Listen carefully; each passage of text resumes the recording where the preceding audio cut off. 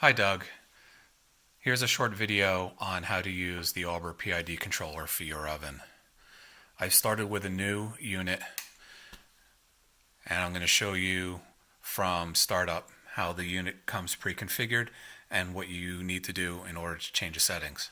So as you'll see on the screen here, you have two numbers. The upper number shows your temperature and your lower number shows the timer as it comes preset. You'll notice in the upper left hand corner this little green light that turns on and off.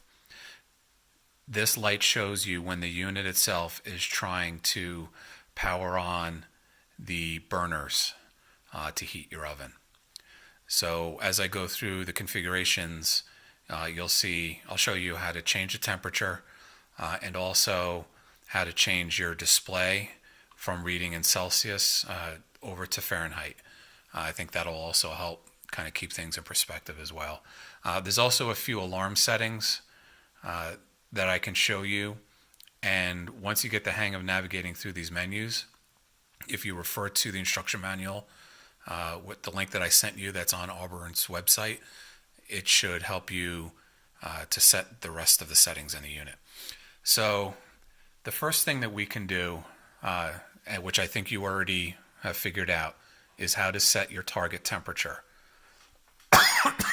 Excuse me. In order to do this, you'll hold the up arrow for about 3 seconds until you see the display change.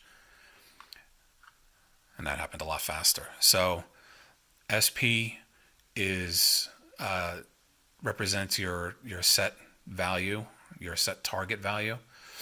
Right now, as a default, it comes pre-configured at 100 degrees.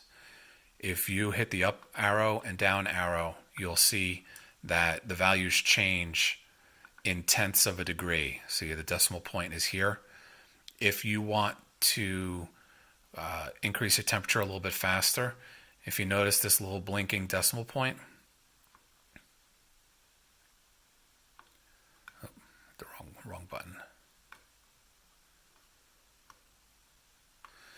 You can actually move the decimal point over to the place that you want to change. So if we want to go up to 400 degrees, you can change that value right away. And then you can continue to cycle through. So right now we're set to move up to 450 degrees. And you can either hit the set button or you can just let it time out. Once it times out, it will change back to this display. And again, just to confirm, if you push and hold the up arrow key for 3 seconds, you'll see that it held that value. The next thing that you'll want to set is your timer. So again, if you refer to the instructions, this section down here, if you push and hold the down arrow key,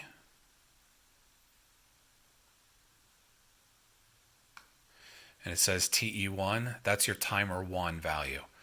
From here, again, you can go by single seconds, or you can move your decimal place over and you can increase it further. If you read the instructions, it will also explain to you that this setting can be changed from seconds to minutes. There may even be different values, but typically seconds and minutes are the two that you would want to set this to. The next value that I'll show you how to change is the display units. Again, this comes pre-configured as Celsius. I think it will be easy for you to determine at least the temperature that the oven is if you convert that over to Fahrenheit. When you showed me the video, the temperature that the unit itself was reading translated over to about 35.5 degrees Fahrenheit, I believe.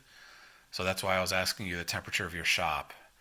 I don't know if you typically heat it during the day and you turn it off at night, but I believe, again, assuming everything else is functioning properly, for some reason that's the temperature that it's reading.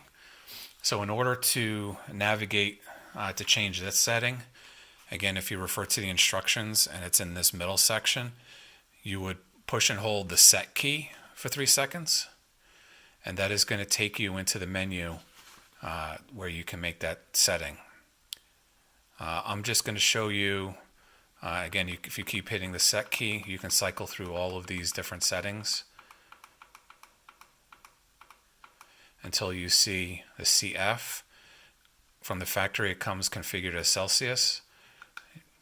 You hit the up arrow, it'll change it to an F, which is Fahrenheit. And now you'll notice that this number changed from, I don't even remember what it was before, but now it's up to 58 degrees. Just to confirm,